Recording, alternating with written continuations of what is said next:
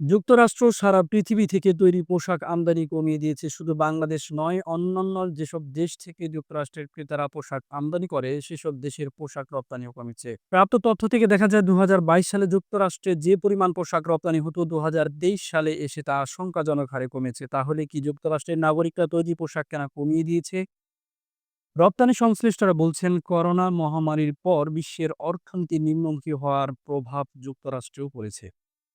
সেখানকার নাগরিকরা পোশাক কেনার চাইতে খাবার-দাবার সহ অন্য নিত্য প্রয়োজনীয় পণ্য কেনা বিষয়ে জোর দিয়েছেন। তবে বাজারটিতে পোশাক রপ্তানির ক্ষেত্রে বাংলাদেশ এখনো তৃতীয় অবস্থান ধরে রেখেছে।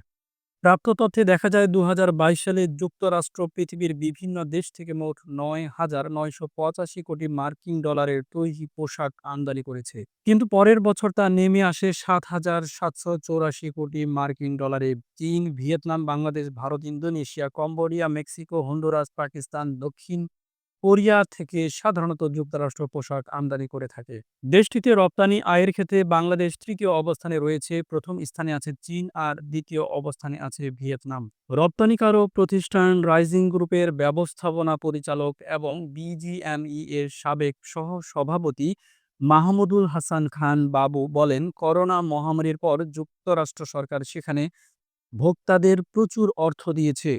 অবস্থার একটু উন্নতি হলে সেই অর্থ আবার তুলেও নিয়েছে।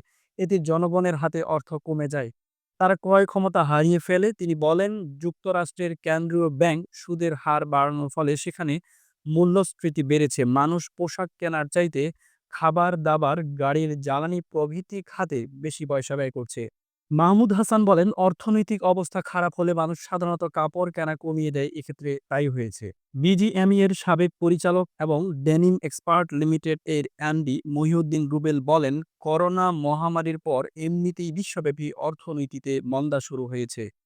এর হাওয়া যুক্তরাষ্ট্রেও লেগেছে। সেখানকার ক্রেতারা পোশাক কেনা কমিয়ে দেওয়ায় রপ্তানিও কমেছে। তিনি বলেন, করোনার পর পোশাক রপ্তানির যে কমতির ধারা তা ২০২৩ সাল পর্যন্ত বহাল ছিল। অথচ চলতি ২০২৪ সালে সে ধারা থেকে বেরিয়ে রপ্তানি কিছুটা ইতিবাচক ধারায় ফিরেছে। যুক্তরাষ্ট্রের office of textiles and garments ওয়েটেক্সার এর প্রতিবেদন থেকে জানা গেছে, দেশটিতে গত ১০ বছরে বাংলাদেশের পোশাক রপ্তানি বেড়েছে প্রায় ৫০.৭৯%। তবে ২০১৪ থেকে ২০২৩ সাল পর্যন্ত পরিসংখ্যান বলছে, যুক্তরাষ্ট্রের পোশাক রপ্তানিতে চীন প্রথম অবস্থানে থাকলেও এক দশকে তাদের পোশাক রপ্তানি কমেছে প্রায় অর্ধেক।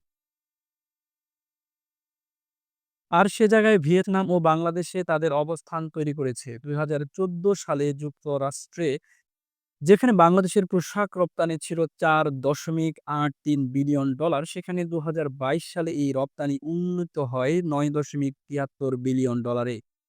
যুক্তরাষ্ট্রের প্রথম অবস্থানে থাকা চীনের ২০১৪ সালে পোশাক রপ্তানি ছিল $২৯.৭৯ বিলিয়ন।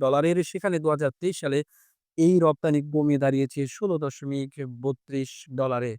অর্থাৎ এক দশকের মধ্যে রপ্তানি কমেছে প্রায় $৪৫.২৪ বিলিয়ন। দ্বিতীয় অবস্থানে থাকা ভিয়েতনামের ২০১৪ সালে যুক্তরাষ্ট্রে পোশাক রপ্তানি ছিল $৯.২৭ বিলিয়ন। সেখানে ২০২৩ সালে এই রপ্তানি বেড়ে দাঁড়িয়েছে $১৪.১৮ বিলিয়ন। অর্থাৎ গত এক দশকে যুক্তরাষ্ট্রে ভিয়েতনামের রপ্তানি বেড়েছে ৫২.৯৬%। একই সঙ্গে ভারত, পাকিস্তান ও কম্বোডিয়ার মতো দেশগুলোর রপ্তানি বেড়েছে। এর বিপরীতে যুক্তরাষ্ট্রে গত এক দশকে চীনের পাশাপাশি কমেছে দক্ষিণ কোরিয়া, মেক্সিকো, হন্ডুরাস ও ইন্দোনেশিয়ার পোশাক রপ্তানি। এর মধ্যে দক্ষিণ কোরিয়ার রপ্তানি ১৩.৩১%, মেক্সিকোর ২৪.৬৬%, হন্ডুরাসের ৬.০৮% ও ইন্দোনেশিয়ার রপ্তানি কমেছে ১৭.৯৯%। শিক্ষাসহ সকল খবর সগা শিক্ষাসহ সকল খবর সবার আগে জানতে বিবিসি টাইমস বাংলা চ্যানেলটি সাবস্ক্রাইব করে আমাদের সঙ্গেই থাকুন।